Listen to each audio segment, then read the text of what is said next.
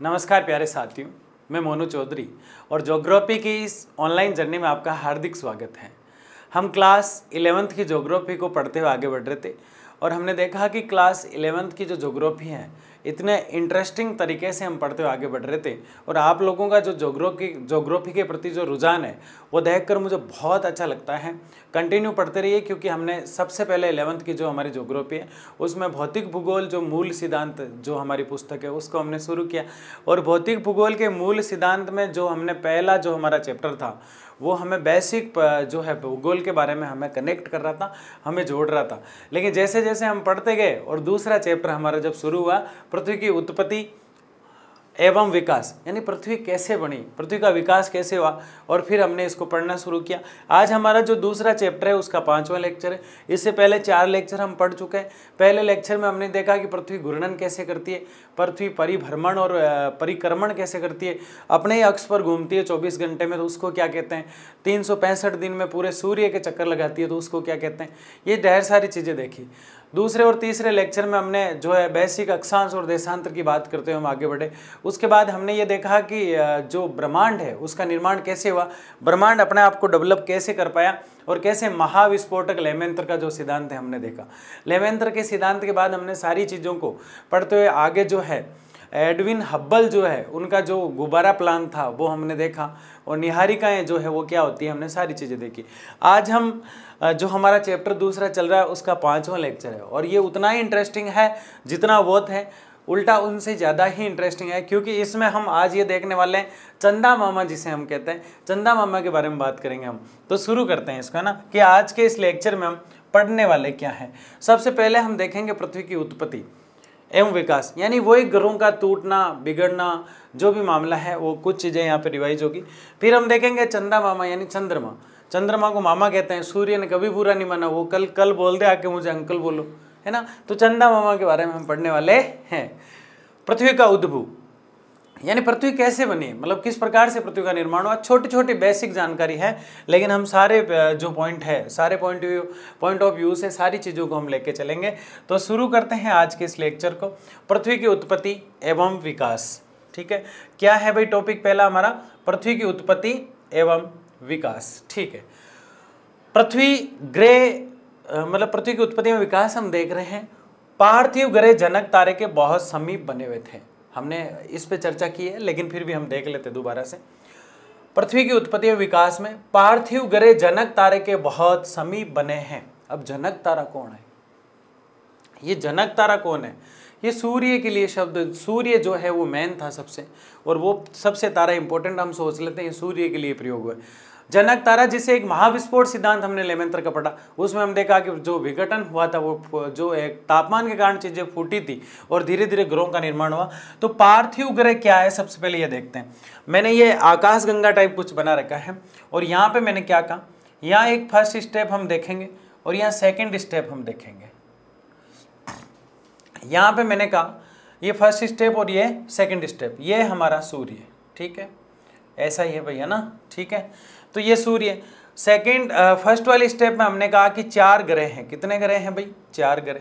और 4 वाले step second वाले स्टेप में भी हमने कहा कि 4 ग्रह यहाँ हैं, यानी कि 2 स्टेप की बात हम कर रहे हैं। 4 ग्रह यहाँ हैं और 4 ग्रह यहाँ हैं। इन 4 ग्रहों की बात हम क्यों कर रहे हैं, तो ये सूर्य है।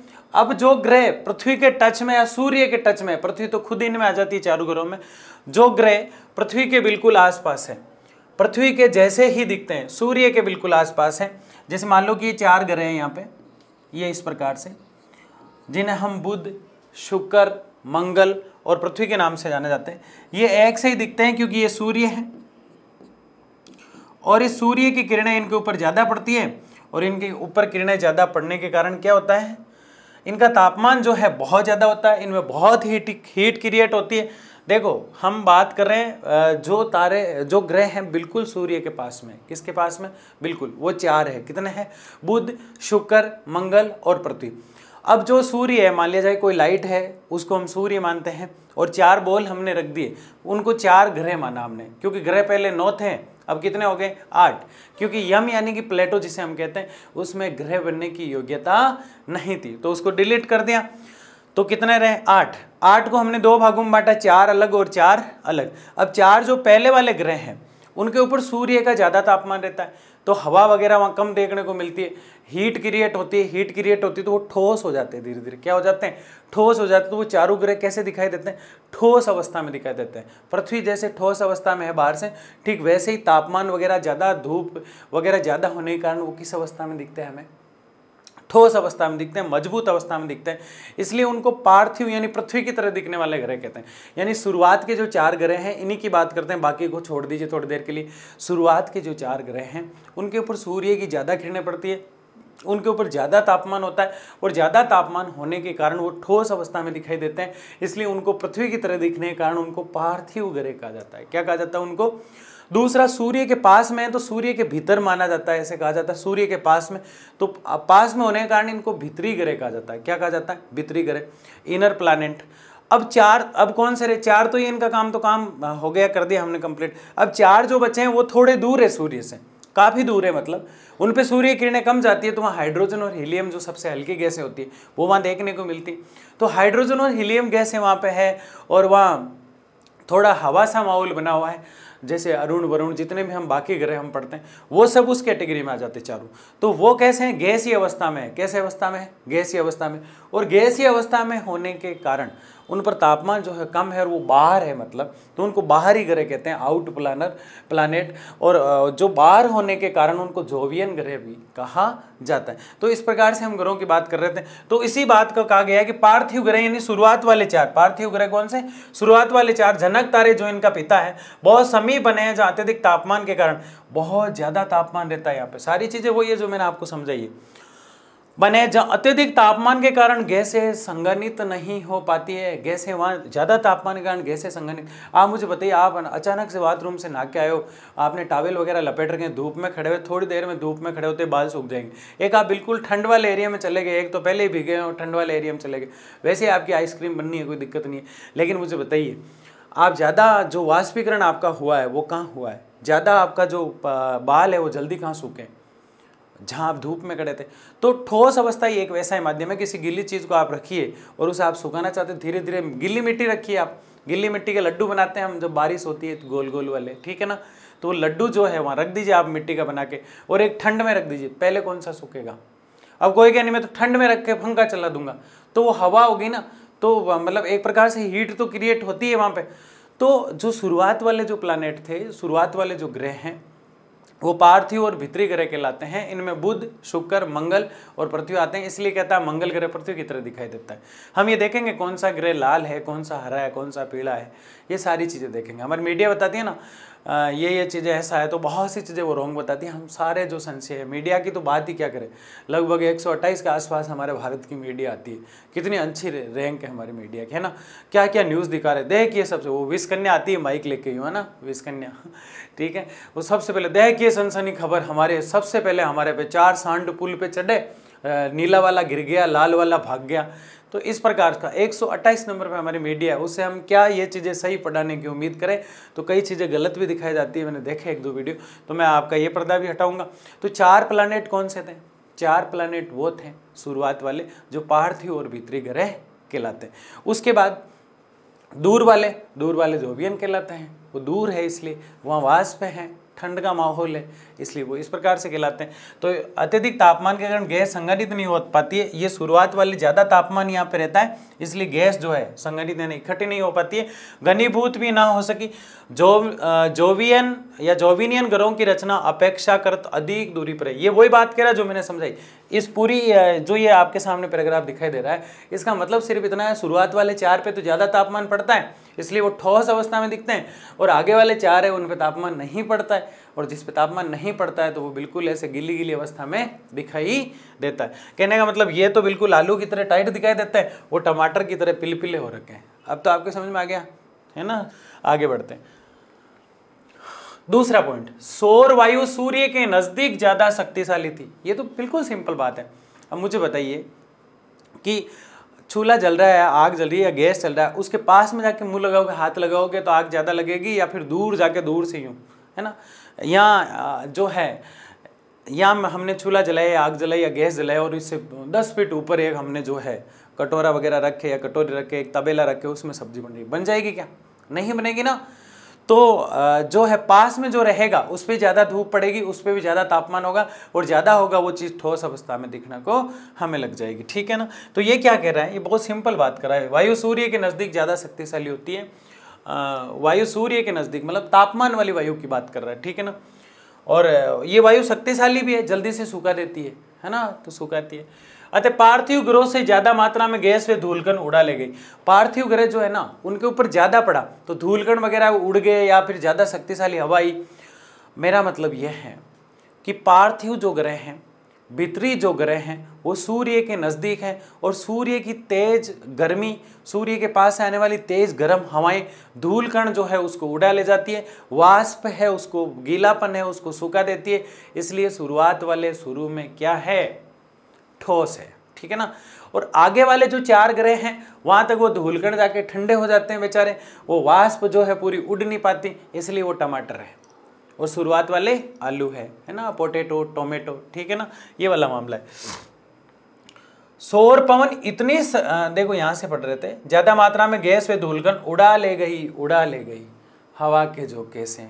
कौन, जो किरणें थी वो हवा के साथ और किरणों के साथ जो धूलकण थे उड़ के चले गए, और वो टोमेटो स्थिति में चले गए, जो पिलपिले जिन्हें हम कह सकते हैं, गैसी और जो है बिल्कुल सिंपल ग्रह जो दिखाई देते हैं वो 4 अलग हैं। और ये बिल्कुल कठोर दिल वाले जो 4 ग्रह थे जिन्हें हम पार्थिव ग्रह कहते हैं, ये कठोर दिल वाले हैं, ना दिल में आने देते हैं किसी को, ना दिल में जाने देते हैं किसी को, है ना। तो ऐसे लोग होते हैं जो लोग रखते हैं बाहर से, दिल में किसी की एंट्री नहीं है। ये पार्थिव ग्रह ठोस कठोर दिल वाले, पत्थर दिल है इनका, कभी नहीं पिघल सकता, इतना कठोर है, जबकि वो सिंपल है। कैसे याद करना है अपन को, क्या अपन को बस याद करना है। ठीक है। सौर पवन इतनी शक्तिशाली न होने के कारण जोवियन ग्रहों से गैसों को नहीं हटा पाई। मतलब इतनी पावर नहीं थी सौर ऊर्जा में, मतलब सूर्य की ऊर्जा जो होती है, सूर्य का तापमान जो होता है, सूर्य की किरणें जो होती है, और उन किरणों के साथ जो हीट पीरियड से जो हवा चलती है, उसमें इतनी पावर नहीं है कि इन 4 ग्रहों से जाने के बाद 5वें, 6ठे, 7वें, 8वें को भी सूखापन ला दे, उनको भी ठोस कर दे। इतनी ताकत इनमें नहीं है। जोवियन ग्रहों से गैस को नहीं हटा पाई। जोवियन ग्रह कौन से, सारा जो ये लेक्चर है किसके इर्द गिर्द घूमेगा, 50% तो जो लेक्चर है हमारा किसके इर्द गिर्द घूमेगा, 4 ग्रहों की बात करेगा, जो बिल्कुल सिंपल है, मैंने आपको बता दिया। लेकिन किताब में ये पैराग्राफ दिए हुए, कल को आप टेबल पर चढ़ के हंगामा कर दोगे, हमारी ज़िंदगी खराब कर दी यार, पढ़ा ही नहीं, ये तो आया ही नहीं उसमें। तो इसको रीड कर करके मैं दोबारा समझा रहा हूँ आपको। बाकी चीज़ तो यही चलेगी पूरी। क्या चलेगी, 4 ग्रह पार्थिव और भीतरी कहलाते हैं, और जो होते हैं सूर्य के नज़दीक होते हैं। सूर्य का तापमान जो है वो शक्तिशाली होता है, और हवा जो है वो तेज रहती है, गर्म रहती है। तो जो पहले ग्रह जो होते हैं वो ठोस हो जाते हैं। आगे जाके तो हवा तो रहती है हाइड्रोजन हीलियम, लेकिन वो ठंडी हो जाती है। ठंडी होने के कारण वो जो पिलपले यानी कि जो है गैसीय अवस्था में आपको दिखाई देते हैं। इतना सिंपल है कि नहीं, बताओ।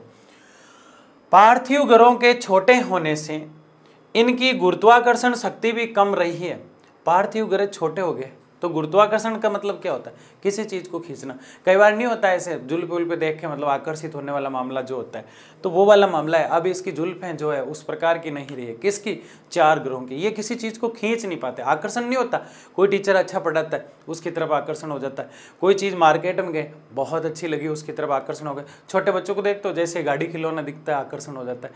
आकर्षण का मतलब कोई चीज़ बहुत अच्छी लगती है, मन में लालसा फूटने लगती है, यार ये मुझे मिल जाए। तो इस प्रकार का जो मामला होता है ना वो गुरुत्वाकर्षण है। समझ गए, सिंपल तरीके से समझ में आता है आपको, उठपटांग बातों से ना। गुरुत्वाकर्षण खिंचाव है। क्या आसमान में भी गुरुत्वाकर्षण होता है? बिल्कुल होता है। क्या पृथ्वी में भी होता है? आपने कभी बॉल फेंका, न्यूटन ने एक सेव उठाया, नहीं उठाया नहीं था, है ना, ऊपर से ही गिरा था, है ना। पेड़ के नीचे बैठा था न्यूटन, एक सेव गिरा, बैठे बैठे सोचने लग गया। बहुत सारे सोचते हैं यार ये सेव नीचे क्यों आया, ऊपर क्यों नहीं गया। सेव ने बोला मेरी मर्जी, तेरे को क्या तकलीफ है। बोले नहीं मैं रिसर्च करूंगा, पहले खाऊंगा नहीं, तेरे को बताऊंगा आके कि तू नीचे क्यों आया। और उसने उन्होंने पता लगाया कि वास्तव में देखा जाए तो पृथ्वी के अंदर गुरुत्वाकर्षण है 36,000 किलोमीटर। हम PSLV जो उपग्रह हम छोड़ते हैं आंध्र प्रदेश, हमारा आंध्र प्रदेश से तेलंगाना के बॉर्डर, तो वहाँ से आंध्र प्रदेश और तेलंगाना में, आंध्र प्रदेश में आता है वैसे हैदराबाद, तो सतीश धवन के अंदर से हम प्राकृतिक उपग्रह तो पढ़ रहे हैं हम, लेकिन कुछ कृत्रिम उपग्रह भी हम बनाते हैं। तो वो जब हम छोड़ा करते हैं, ये तो ग्रह पढ़ रहे हैं, उपग्रह क्या होता है देखो सारी चीज़ बताते हैं आपको। ग्रह तो वो होते हैं, कुछ ग्रह प्राकृतिक है और प्राकृतिक ग्रह जो है 8 है, जो प्रकृति से ही बने हुए हैं। हमने नहीं बनाया, दुनिया के साथ ही, भौतिक भूगोल के साथ ही आगे। अब कृत्रिम ग्रह क्या होता है? कृत्रिम ग्रह मानव बनाता है और उनको PSLV और GSLV, PSLV क्या है? पोलर सैटेलाइट लॉन्चिंग व्हीकल, यानी किसी ना किसी माध्यम से उनको मतलब पृथ्वी के चारों ओर चक्कर लगाने के लिए मजबूर कर देता है। उनको कहाँ से छोड़ा जाता है? उस ग्रह को बना के उसको रॉकेट के माध्यम से, किसके माध्यम? रॉकेट के माध्यम से सतीश धवन के तहत हैदराबाद से छोड़ा जाता है। अब वो क्या करेंगे? वो जाके अपनी स्थिति ले लेंगे और स्थिति लेके पृथ्वी के चारों ओर चक्कर घूमने लग जाएंगे। फिर हमें मौसम वगैरह सारी चीज़ें, GIS GPS के नाम सुने ना आपने? मैंने पढ़ाया था आपको GIS GPS पहले लेक्चर में, पहले चैप्टर में ना, दूसरा या तीसरा लेक्चर था हमारा उसका, उसमें हमने ये चीज़ें पढ़ी है। तो उसमें हमने ये चीज़ें देखी। तो ये सारा सिस्टम होता है ज्योग्राफी का। इसलिए तो ज्योग्राफी आज तकनीकी पर आधारित है, टेक्नोलॉजी पर आधारित है, प्रौद्योगिकी पर आधारित होगी। तो वो उपग्रह छोड़े जाते हैं। तो वो जो प्राकृतिक उपग्रह होते हैं वो कहाँ से छोड़े जाते हैं? मैंने बताया आपको हैदराबाद से। वो 36,000 किलोमीटर पे जाके चक्कर लगाने लग जाते। बताओ उसको 36,000 पे फिक्स क्यों किया? उसकी क्षमता इतनी क्यों रखी जाती है? ताकि वो स्थान ले लो और पृथ्वी के चारों तरफ घूमने लग जाए और हमें सूचना दे दे। चंद्रमा को बोला तू दे दे, बोले मैं सिर्फ घूम सकता हूँ, मैं बावला पागल हूँ पृथ्वी के पीछे, लेकिन मैं सूचना किसी को कुछ भी नहीं दूंगा। तो हमने प्राकृतिक उपग्रह, हर कंट्री बनाता है। अब जो प्राकृतिक उपग्रह जो होते हैं वो तो अपनी जगह जगह रहते ही और अपना काम करते ही। अब 36,000 किलोमीटर पे क्यों छोड़ा गया, इसकी बात हम कर रहे थे। 36,000 किलोमीटर से आसमान भी किसी चीज़ को खींचता है और पृथ्वी भी खींचती है, दोनों में गुरुत्वाकर्षण होता है, तो अपनी तरफ आकर्षण होता है। तो वो भी खींचेगा और ये भी खींचेगा, तो क्या है? किधर भी नहीं जाएगी कोई वस्तु, कोई क्या बीच में से फाट जाएगी, ऐसा नहीं होता है ना। ये तो गलत सोच रहे हो तुम। वो मतलब आप जो इधर उधर खींचते हो स्कूल के अंदर कॉपी किताब, वो वाला मामला नहीं है। एक दूसरे में गुरुत्वाकर्षण का बल होता है और धीरे धीरे जो है वो चीज़ इस तरह से घूमने लग जाती है, किधर भी नहीं जा पाती। यहाँ से आप पत्थर फेंकोगे ना, सीधा वापस ही आएगा, क्योंकि 36,000 किलोमीटर तक फेंक देना, फिर नहीं आएगा, इस तरह हो जाएगा। समझ गए? तो ये चीज़ का ध्यान रखना आपको। तो जोवियन ग्रहों से हम पढ़ चुके हैं। पार्थिव ग्रहों के छोटे होने से इनकी गुरुत्वाकर्षण, हाँ बात ये कर रहे थे कि 4 ग्रह जो है ना, वो धीरे धीरे तापमान इतना बढ़ा, उन पे धूप इतनी पड़ी, उन पे गैस जो है बिल्कुल वहां से उड़ उड़ के चली गई, धूलकण वहां से उड़ के चले गए, बिल्कुल ठोस अवस्था में हो गए, पोटेटो हो गए, आलू बन गए, बिल्कुल ठोस अवस्था में हो गए। अब ठोस अवस्था में होने के कारण उनकी जो गुरुत्वाकर्षण क्षमता है वो धीरे धीरे कम हो गई। क्या पृथ्वी की भी कम हो गई? बिल्कुल, पृथ्वी भी तो उन्हीं में आती है कि नहीं आती है? तो हमने देखा बुध शुक्र मंगल जितने भी 2-4 ग्रहों की बात हमने की थी वो उसके अंदर ही आते हैं। समझ गए मेरी बात को? पार्थिव ग्रहों के छोटे होने से इनकी गुरुत्वाकर्षण शक्ति भी कम रही है, जिसके परिणाम स्वरूप इनसे निकली हुई गैसें इन पर रुकी नहीं रह सकती। अगर गुरुत्वाकर्षण होता तो पृथ्वी में क्षोभ मंडल नहीं होता, क्षमता मंडल नहीं होता, वायुमंडल ही नहीं होता। क्यों? क्योंकि गैसें ऊपर जाती ही नहीं। आपने देखा सबसे हल्की गैस है वो तो उड़ के कहाँ चली गई? आधे लोग यूँ सोच रहे हैं छत पे चली गई, छत पे नहीं, बहिर्मंडल पे चली गई। कहाँ चली गई? यानी पृथ्वी के मंडल होते हैं, क्षोभ मंडल, क्षमता मंडल, मध्य ओजोन मंडल और आयन मंडल, बहिर्मंडल, ऐसे मंडल होते हैं। वायुमंडल एटमॉस्फेयर, फिर जो सौर मंडल होता है ट्रोपोस्फेयर, वायुमंडल की पार्ट है। वायुमंडल का मतलब क्या है? ऐसे डिप्रेशन में बताया करो। एक तो वो जो उस दिन पूछ रहे थे जवार भाटा क्या होता है सर, समझ में ही नहीं आया, पढ़ पढ़ के माथा खराब हो गया। जवार भाटा फिर बताया, मैंने कहा जवार तो पानी बाहर जाता है वो होता है, भाटा वापस आता है वो होता है। वैसे ही वायुमंडल है, वायु का जो घेराव है, वायु की जो स्थितियां हैं, वायु के जो प्रकार है उसमें जैसे हम पढ़ते हैं उसको वायुमंडल कहते हैं। फिर पर्यावरण क्या? चारों ओर का आवरण पर्यावरण है। फिर इकोसिस्टम क्या है? जीवों का अध्ययन, पारिस्थितिकी, छोटी छोटी चीज़ें होती है, ऐसे डरना नहीं है। जलवायु क्या? क्लाइमेट, यानी कि चेंज होती रहती है, वेदर, ठीक है ना। तो ये छोटी छोटी चीज़ें हैं जिनको हम क्लियर करते जाएंगे, कोई भी डिप्रेशन का मामला नहीं है। तो पृथ्वी जो है उसकी वायु जो है वो ऊपर की तरफ, सारे ग्रहों के ऊपर की तरफ है, और ऊपर की तरफ रहने की वजह से जो है वो वापस उस वायु को खींच नहीं पाती है, और खींच नहीं पाने के कारण कहा गया है निकली हुई गैस इन पर रुक नहीं पाती है। हमने देखा हाइड्रोजन और हीलियम ऊपर रहती है, कार्बन डाइऑक्साइड तो भारी है खुद ही, तो भारी चीज़ के साथ भारी चीज़ रह जाती है। पृथ्वी के लगभग 20, 40, 50 किलोमीटर से ऊपर ही नहीं जा पाती कार्बन डाइऑक्साइड, यहाँ ही टहलती रहती है ना। ठीक है, आगे बढ़ते हैं। चंद, अरे वाह क्या टॉपिक है, चंद्रमा, चंदा मामा है ना, और सूर्य अंकल, ठीक है ना। चंद्रमा, चंदा मामा कहा गया है, ऐसे जोड़ दिया, माँ माँ, माँ से माँ माँ, है ना। डबल माँ का प्यार देता है चंद्रमा में, है ना। मतलब बहुत शांति देता है, बहुत सुकून देता है लोगों को, है ना। इसका कितना इंतजार होता है जब ये करवा चौथ वगैरह जब आती है, लेडीज रात को 1-1 बजे तक इंतजार करती रही है। इतना भाव खाता है उस समय, निकलता ही नहीं है 2-2, 1-1 बजे तक। ये कहता है नहीं, हमेशा तो मेरे को पूछते ही नहीं हो, और आज अपने पति की उम्र बढ़ाने के लिए कब से इंतजार कर रहे हो। तो ये चंद्रमा बड़ा खतरनाक प्राणी है। लेकिन इसको मामा कहते हैं, बच्चे मामा कहते हैं, बच्चों के लिए जल्दी निकल जाता है। लेकिन जो इसको एक दिन की पूजा करते हैं उनके लिए लेट आता है, उस दिन भयंकर लेट आता है। आप नोटिस करना इस चीज को, है ना। आगे देखते हैं। चंद्रमा पृथ्वी का अकेला प्राकृतिक उपग्रह है। ये कहता है कि मैं अकेला आशिक हूं पृथ्वी का, मैं अकेला पागल हूं पृथ्वी के पीछे। यानी चंद्रमा क्या है?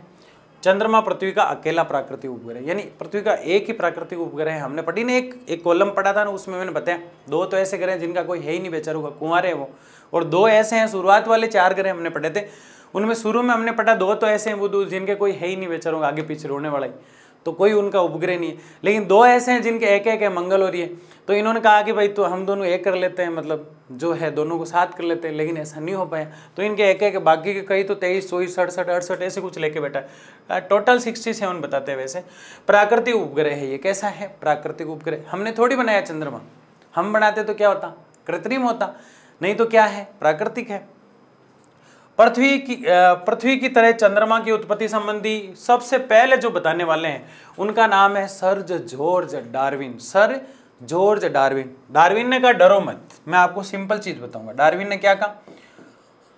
डार्विन ने कहा तुम बहुत जल्दी घबरा जाते हो, आपको डरना नहीं है, मेरा नाम ही थोड़ा बड़ा है, पहले मेरे आगे सर लगाओ फिर जॉर्ज लगाओ, क्योंकि मैं बाहर का रहने वाला व्यक्ति हूँ। कहाँ का रहने वाला व्यक्ति हूँ? बाहर का। सर जॉर्ज डार्विन ने कहा, क्या कहा? कब का? सबसे महत्वपूर्ण बात है 1838 में। यह सवाल कई बार पूछा गया है। चंद्रमा के बारे में सबसे पहले अपने विचार किसने रखे? छोटे वाले बच्चों ने, मामा, ठीक है। शादीशुदा जो महिलाएं उन्होंने पति की उम्र बढ़ाने के लिए। लेकिन डार्विन ने कहा नहीं, ऐसा नहीं है, मैं आपको बताता हूँ ये है कौन और ये कहाँ से आया है, तुम इसका क्यों इंतजार कर रहे हो? देखो कितना प्यारा लगता है ना। हमारी दादी कहा करती थी इसके ऊपर एक बूढ़िया डोकरी जो होती है, बुजुर्ग महिला जो होती है, वो बैठी रहती है और वो सूत काटती रहती है। नील आर्मस्ट्रांग गया बेचारा, बेहोश हो गया, मजा आती, बोले डोकरी वोकरी तो कोई है ही नहीं यहाँ पे, है ना। मैंने सोचा पानी पी लूंगा वहाँ जाके, तो ऐसा कुछ भी नहीं है। पहाड़ पर्वत भी है यहाँ पे चंद्रमा पे, ठीक है ना। नदियाँ नहीं है भाई, कोई लिख दे नदियाँ, है ना। चंद्रमा की उत्पत्ति कैसे हुई कौन बता रहा है? सर जॉर्ज डार्विन, ठीक है ना। देखो 2 अलग अलग चीजें आएगी, मैं आपको समझा दूंगा, लेकिन मोटा मोटा समझ लो। वास्तविक जो सर्वमान्य सिद्धांत है, चंद्रमा जो है वो अपने जो है कि अपना कार्य कर रहा था बड़ी ईमानदारी से, और घूमते घूमते घूमते पृथ्वी के पीछे पीछे घूमते घूमते इसकी आकृति जो है ना, घूमते घूमते डब्बल की तरह हो गया। मेरे पास डब्बल था नहीं, मैंने पूछा स्टूडियो में किसी के पास डब्बल है क्या, जिम में काम आता है ना वो वाला, वो था नहीं। तो पृथ्वी और जो मतलब चंद्रमा है वो पहले एक से ही थे, दोनों एक ही पिंड थे। अब जैसे ही पृथ्वी घूमी यूं, एक पिंड था, मतलब पृथ्वी भी कह सकते हैं उसको, चंद्रमा भी कह सकते हैं, एक ही पिंड था। अब जैसे ही ये यूं घूमने लगा तो पहले गोल गोल था, और गोल गोल होने के कारण इसका क्या बन गया? इस प्रकार से बन गया। पहले तो गोल थी, पिंड था, मतलब उसको पृथ्वी में इसलिए नहीं कह रहा हूं क्योंकि पृथ्वी पूरी तरह से कह नहीं सकते उसको, ना चंद्रमा कह सकते। तो एक गोल गोल पिंड था और वो घूर्णन करने लगा इस प्रकार से, और धीरे धीरे यूं डब्बल की आकृति होगी। कैसी होगी? डब्बल की। फिर एक भाग यहां से टूटा और नीचे गिरा। नीचे गिरते ही धम धड़ाक से इतना खतरनाक गिरा, खतरनाक गिरते ही जो है ना, आज लोग सोच रहे यार क्या हुआ होगा, इतना बड़ा खड्डा हुआ कि वहां पे आज प्रशांत महासागर है। क्या है वहां पे? प्रशांत महासागर ग्रत, यानी खड्डा किससे बना हुआ है? चंद्रमा के टूटने से। और फिर धीरे धीरे वहां से जो ठोस अवस्था आई और धीरे धीरे वापस उठा, तो खड्डा तो रह गया, उसमें पानी भर गया, और चंद्रमा जो है वो पृथ्वी के चारों तरफ घूमने लगा। बोले मैं तेरा ही आशिक हूँ, मैं तेरे ही पीछे बावला हूँ। हो सकता है शेर ने 2 कदम पीछे लिए, लेकिन मैं फिर दौड़ा चला आया। सच्चे आशिक दौड़े चले आते हैं। आज भी पृथ्वी आगे भागती रहती है और चंद्रमा पीछे भागता रहता है। चंद्रमा धीरे से एक मैसेज करता है, तुम किसके पीछे पागल हो? मैं तेरे पीछे पागल हूँ। तो पृथ्वी क्या कहती है? मैं सूर्य के पीछे पागल हूँ। पृथ्वी किसके चक्कर लगाती है? सूर्य के। तो ये वाला मामला आपको आया समझ में?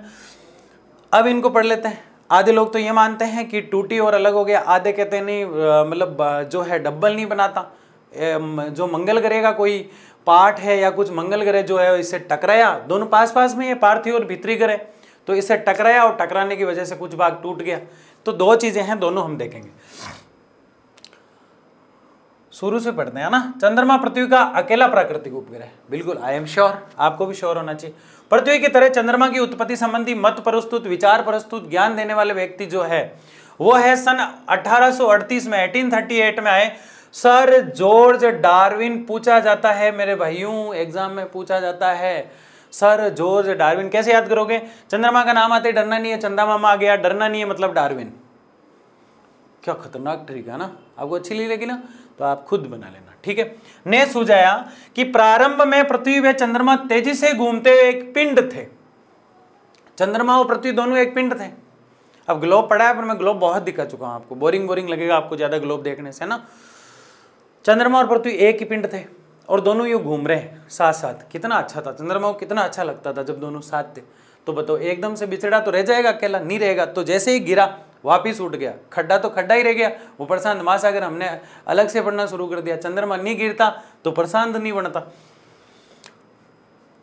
प्रारंभ में पृथ्वी व चंद्रमा तेजी से घूमते हुए पिंड थे। ये एक दूसरे पिंड डंबल बीच से पतला व किनारों से मोटा। डंबल आपने देखा है, जो लोग बॉडी बिल्डिंग करते हैं, मेरी तो इतनी नहीं है, दुबला पतला आदमी हूँ, लेकिन आप में से देखो कई बॉडीगार्ड लोग भी हैं, मुझे पता है ना, ऐसे घूर रहे हैं मेरे को यार। मैं करता हूँ सर, ऐसे कमेंट में लिख देना कौन कौन जिम जाता है ना, लिखोगे ना मैं जिम जाता हूँ, ऐसे लिख देना सर मैं जिम नहीं जाता हूँ। इससे मुझे पता चलता है आप लोग वीडियो को देखते हो ना, और आप लोग जितना मोटिवेट करोगे ना उतना ही अच्छे अच्छे कंटेंट लाऊंगा मैं, ठीक है ना। मस्त तरीके से पढ़ना है। ये पूरा पिंड डंबल बीच से पतला और किनारों से मोटा। मतलब डंबल आपने देखा है, अब इसकी परिभाषा क्या लिखें बताओ आप, की आकृति में परिवर्तित हुआ और अंततः गोतवा लास्ट में। अब देखो कितना खतरनाक, आधे बच्चे माथा पकड़ लेते हैं यार, सिर पकड़ लेते हैं यार। अंत गोगतवा, ये क्या लिखा है, लास्ट में टूट गया, अंत में टूट गया, इसको सिर्फ अंत।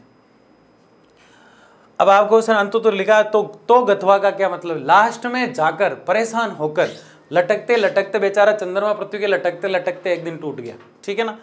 तो कब तक आप देख रहे हैं एप्पल वगैरह जो लगी रहती है, बनाना वगैरह जो लगे रहते हैं, लास्ट तक लटकते रहते हैं, परेशान होते हैं, कोई आके अलग कर देगा, नहीं करते तो फिर वो बेचारे खुद ही टूट जाते हैं, ठीक है ना। उनके अनुसार चंद्रमा का निर्माण उसी पदार्थ से हुआ जहां आज प्रशांत महासागर है। कितनी प्यारी बात कही है ना। ऐसा भी होता है कि यार मैं कभी कभी ऐसे सोच में पड़ जाता हूँ यार, चंद्रमा कैसे टूटा, उस समय मैं कहा था, मैं देखता मतलब कैसे वो गिरा, फिर वो जैसे ही गिरा तो कैसे आवाज आई होगी धम धड़ांग से, है ना। फिर वो वापस कैसे उठा, वापस उठा जब क्या माहौल बना होगा, है ना। तो अपन जो बड़े बड़े मेलों में जो गुब्बारे उड़ाए जाते हैं बड़े वाले, उसको पता नहीं क्या कहते हैं, वो बड़े गुब्बारे जो होते हैं वो उड़ते हैं, उसको देखने में मजा आता है। तो इतना बड़ा चंद्रमा प्रशांत महासागर से उठा तो कितना अच्छा लगा होगा ना। ये जो स्वर्णिम पल जिसे हम कह सकते हैं, इसको कोई कैमरे में कैद कर लेता कितना अच्छा होता। प्रवृत्ति और अंततः गोतवा टूट गया। उनके अनुसार चंद्रमा का निर्माण उसी पदार्थ से हुआ आज प्रशांत महासागर है, ठीक है ना। एक गर्त के रूप में खड्डा बन गया। क्या बन गया, गर्त मतलब खड्डा बन गया। गर्त के रूप में, यद्यपि वर्तमान समय के वैज्ञानिक इन व्याख्या से संतुष्ट नहीं है। वैज्ञानिक क्या, मैं खुद ही संतुष्ट नहीं होता है, क्योंकि मुझे दिखाया नहीं इन लोगों ने, मैं कैसे मान लूँ, है ना। तो ये कम स्वीकार है, आपको भी इसको कम स्वीकार करना है। फिर पढ़ा क्यों इसको, क्योंकि पूछी जाती है, जो चीज़ें दुनिया में कम स्वीकार है ना वो पूछी जाती है। असफल प्रयास करते हैं तभी तो कोई काम सफल होता है। तो असफल प्रयास था ये सोचना। तो फिर क्या हुआ, बिल्कुल ऐसी ही बात रहेगी, थोड़ा सा बदलाव आएगा। प्रशांत महासागर खड्डा बनेगा, प्रशांत महासागर चंद्रमा के खड्डे से ही बना है, ये बात तो डन है। डबल इन्वर्टेड कोमा में लिख दी, ये तो डन है। लेकिन अगला वैज्ञानिक चेंज किसमें करेगा, चेंज थोड़ा सा करेगा। देखो पहले तो हम क्या कह रहे थे कि पृथ्वी जो है और जो चंद्रमा जो है एक ही पिंड था, एक ही गोलाकार, इतना जबरदस्त तरीके से उन्होंने जो है राउंड किए तो डंबल की तरह बन गए। बीच में से जो है पतले हो गए, किनारों में से मोटे हो गए और ऐसे घूमते घूमते बीच में से टूट गए। चंद्रमा बेचारा धड़ाम से नीचे गिर गया। नीचे जैसे ही गिरा खड्डा बन गया, खड्डा बनते ही उसने फिर अपने आप को उठाया और फिर उठकर वापस ऊपर उठ गया और पृथ्वी के चारों तरफ घूमने लग गया ठोस अवस्था में आके। जो खड्डा बना वो तो प्रशांत बन गया और जो वापस उठ के पिंड गया वो चंद्रमा बन गया और उसको बच्चों ने मामा कह दिया, ठीक है ना। महिलाओं ने पति की उम्र बढ़ाने वाला साधन कह दिया, ठीक है। चंद्रमा का निर्माण उसी प्रकार से हुआ और इसको वैज्ञानिक मानते नहीं है। कहां तक नहीं मानेंगे, जहां से टूटा है, आगे की कहानी ठीक है, लेकिन टूटा क्यों है, हमने कहा घूमकर टूटा है, अगला कुछ और कहेगा। प्रशांत महासागर चंद्रमा से बना, ये डन है, लेकिन डंबल बन के टूटा था या टकरा के टूटा था, इसमें अतिशयोक्ति है। इसलिए यहां थोड़ा खारिज किया गया है कि टकरा के नहीं मतलब डंबल बन के नहीं टूटा था। अगला क्या कहेगा, डंबल से नहीं टूटा था। ज्यादातर वैज्ञानिक, ज्यादातर भूगोलवेता जो वो क्या कहेंगे, डंबल बन के नहीं टूटा था, एक चीज आई और उसे टकराई। एक दूसरे बच्चे नहीं टकराते हैं, हम खेलते क्रिकेट वगैरह, एक के सर के लगी, दूसरे के लगी, चक्कर आके गिर गया, फिर एक आता है तो उसके पास जो भी होता है कपड़ा वपड़ा फाड़ता है, उसकी यूँ डाल देता है, सर की मरहम पट्टी कर देता है। बचपन में खेलते हैं, सबके साथ ऐसी ट्रेजनी होती है। तो ये वाला मामला है। तो डंबल बन के टूटा, अब तक ये था, लेकिन इसको अस्वीकार कर दिया। आगे कहानी सेम रहेगी, देखिए कैसे। ऐसा विश्वास किया जाता है कि पृथ्वी के उपग्रह के रूप में चंद्रमा की उत्पत्ति हुई, एक बड़े टकराव का नतीजा है जिसे द बिग स्प्लैट कहा गया है। ऐसा मानना है कि पृथ्वी के बनने के कुछ समय बाद मंगल ग्रह के 1 से 3 गुना बड़े आकार का पिंड पृथ्वी से टकराया। ये लो, पूरी रामलीला ही चेंज हो गई यहाँ, पूरी गणित ही बदल गई यहाँ। कैसे देखो, सबसे पहले कौन बता रहा था? सबसे पहले डार्विन बता रहा था। बोले डरो मत सर, जो डार्विन कह रहा है बात सब सेम ही है, डरना नहीं है आपको। पृथ्वी और चंद्रमा एक ही पिंड थे, फिर डब्बल की आकृति के बने, बीच में से टूट गए, प्रशांत महासागर बन गया, चंद्रमा राउंड करने लग गया। अब दूसरे जो वर्तमान जो भूगोलवेत्ता है, मेरे जैसे ऐसे नए नए तैयार होते हैं, वो ज़्यादा ज्योग्राफी पढ़ते नहीं और नॉर्मल तरीके से आके बता देते हैं। वो क्या कहते हैं, नहीं ऐसा नहीं हुआ था। तो फिर डार्विन ने कहा बता कैसे हुआ था? बोले मैं आज नहीं बताऊंगा, जब डार्विन चला जाएगा, डार्विन की डेथ हो जाएगी, उसके बाद बताऊंगा। क्या पता डार्विन आ जाए और मेरी पोल खोल दे लाइव ला के मेरे को। तो डार्विन की जब डेथ हो जाती है उसके बाद ये सिद्धांत आता है। और उसमें क्या कहते हैं, उसमें कहते हैं कि पृथ्वी जो है वो चंद्रमा जो है पृथ्वी के साथ ही था और उसका नाम पृथ्वी था।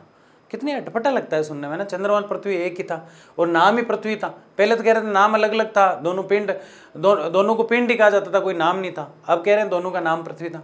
और अचानक से मंगल ग्रह का एक भाग टूटा। एक और ये कॉन्सेप्ट डाल दिया इन्होंने, ये एक और कॉन्ट्रोवर्सी डाल दी इन्होंने, मंगल ग्रह का भाग टूटा। तो वो कहाँ गिरा भाई? सोचने योग्य मुद्दा तो ये भी है, वो कहाँ गिरा? लेकिन वो कहते हैं कि वो किससे टकराया? आके पृथ्वी से टकराया, पृथ्वी का एक भाग टूट गया। टूट गया तो डबल था तभी तो टूट गया, ऐसे तो नहीं कि किनारे से लगी हो टूट गया। लेकिन ये कह रहे हैं कि टूटा, टूट के वो गिरा, फिर वो की वही कहानी, प्रशांत महासागर बना, गर्त बना, फिर वो उठ के उपग्रह चक्कर लगाने लग गए। चंद्रमा बहुत नॉर्मल उत्पत्ति हुई है चंद्रमा की, है ना। इसमें सूर्य की तरह विस्फोट वगैरह नहीं हुए, ना गुब्बारा फुलाना पड़ रहा है उनको, है ना। इस टकराव से पृथ्वी का एक हिस्सा टूटकर अंतरिक्ष से बिखर गया। टकराव से अलग हुआ ये पदार्थ फिर पृथ्वी के कक्ष में घूमने लगा और क्रम से आज का चंद्रमा बना। ये घटना चंद्रमा की उत्पत्ति से 4.44 अरब वर्ष पहले की है, यानी 4-5 अरब पहले की है ये घटना। आज की तो हो ही नहीं सकती ना। पृथ्वी के अक्ष पर घूमने लगा, वो ये टकराव से टूटा फिर नीचे गिरा। बार बार उस बात को क्या कहें, आगे बढ़ते हैं। हाँ, एक चीज महत्वपूर्ण थी, जो पहला वाला प्लान था उसका नाम तो सीधा सीधा क्या है, जॉर्ज डार्विन का प्लान। लेकिन जो दूसरा मंगल ग्रह का कुछ पार्ट टूटा और वो पृथ्वी से टकराया, उसको कहते हैं द बिग स्प्लैट। समझ आओगे ना आप? आगे बढ़ते हैं।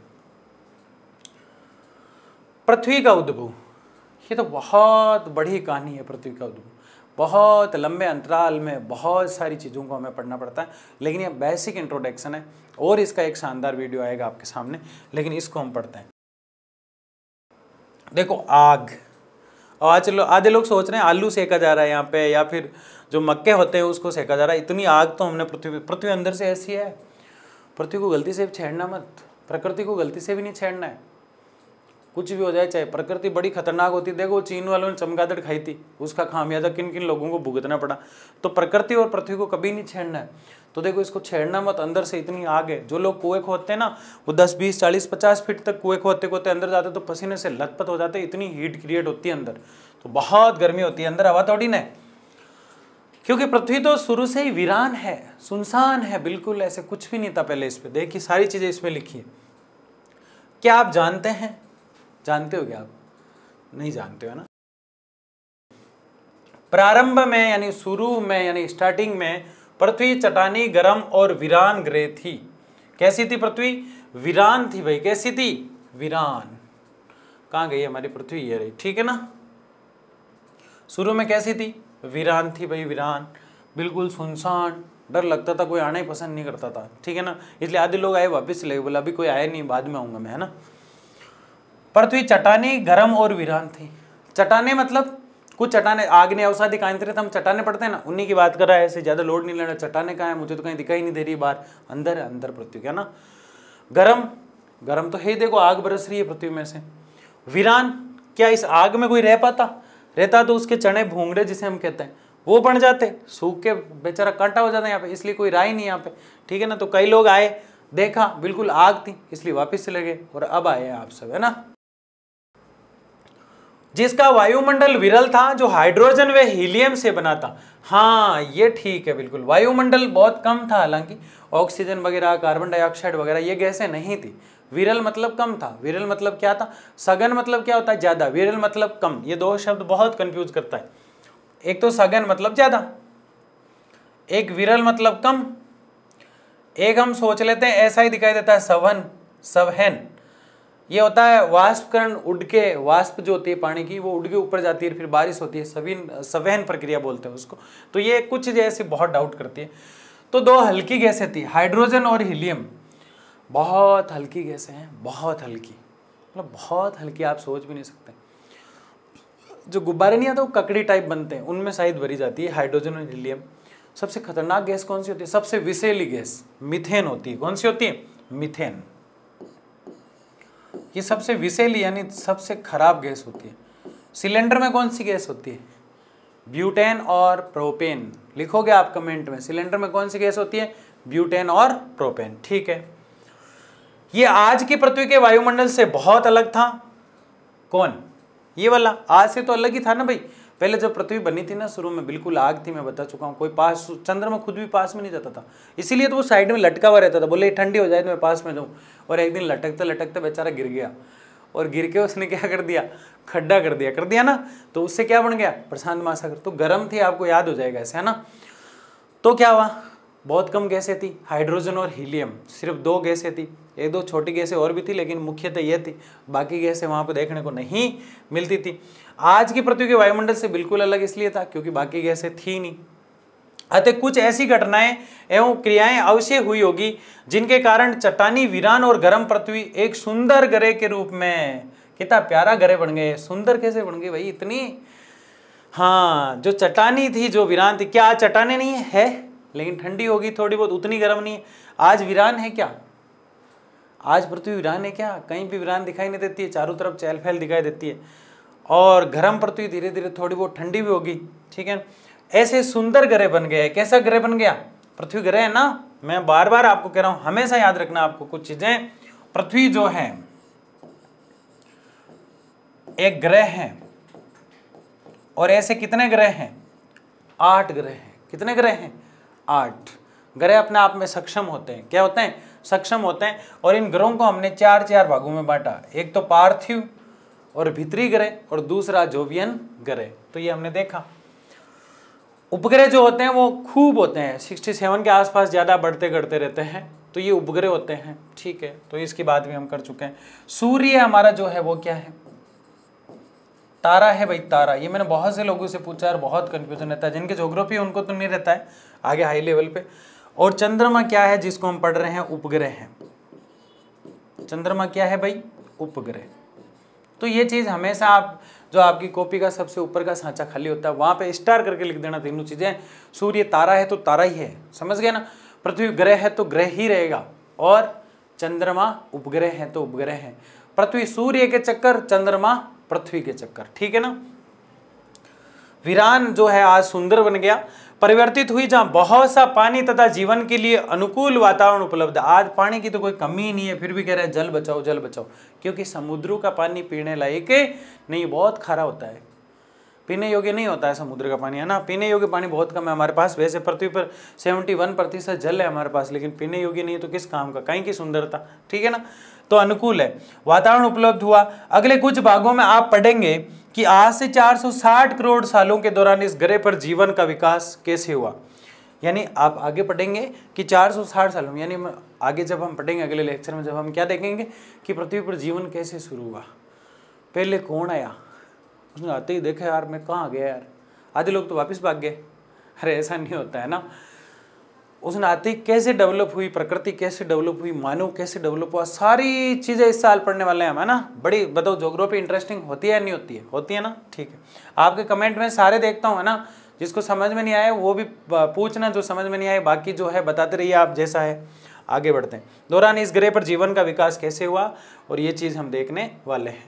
पृथ्वी की संरचना परतदार है, परतें हैं पृथ्वी के अंदर, ऐसा नहीं बिल्कुल गोलाई है, बिल्कुल देखो कहीं से भी खोदो एक सा ही दिखाई देगा, नहीं।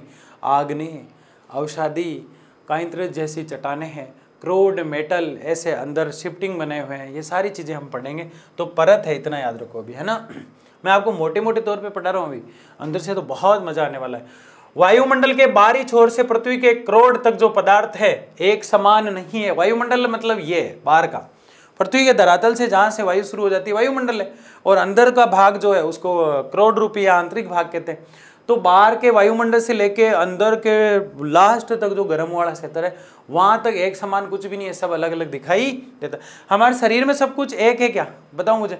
अब कुछ लोग कहेंगे अंदर से तो सर हार्ड और मांस ही है, अंदर तो वही मांसपेशियां वगैरह हड्डियां वगैरह, लेकिन यहाँ से शरीर को ओपन रूप से देखो अलग अलग दिखाई देता है ना। तो इसी प्रकार से पृथ्वी भी जो है अंदर से, हम जैसे बाहर से दिखाई देते हैं, पृथ्वी वैसे अंदर से अलग है, ऐसे समझ लो इसको, ठीक है ना। ठीक है, ऐसे समझ में नहीं आता तो और भी ढेर सारे उदाहरण हो सकते हैं। मतलब जैसे आप किसी फल को काटते हैं तो बीज अलग तरह के उसके अंदर बीज दिखाई देते हैं, फिर एक अंदर झिल्ली होती है वो अलग कलर की दिखाई देती है, वैसे पृथ्वी अंदर से ढेर सारे प्रकारों में पाई जाती है। वायुमंडलीय पदार्थ का घनत्व सबसे कम है। पृथ्वी की सतह से इसके भीतरी भाग तक अनेक मंडल हैं और हर एक भाग के पदार्थ की अलग अलग विशेषता। ये कह रहा है जो पृथ्वी के अंदर क्रोड मेटल क्रस्ट जो अंदर की परतें हैं, आग्नेय अवसादिक आंतरिक जो चट्टानें हैं, वो सब अलग अलग अपनी क्षमता रखती है और उनकी अलग अलग लीलाएं हैं, उनका अलग अलग ज्ञान है जो हम देखेंगे। तो बहुत बहुत धन्यवाद आप सबका, आपने दिल से मन से पढ़ा। जो कोई भी डाउट हो कमेंट बॉक्स में बताना है। बहुत शानदार तरीके से इस साल हम ज्योग्राफी को पढ़ने वाले हैं और अगले साल ये ज्योग्राफी आपके 12th में इतनी काम आने वाली है, क्योंकि यही जो भौतिक भूगोल आगे जाके क्या बन जाएगा, मानव भूगोल। बहुत बहुत धन्यवाद आप सबका।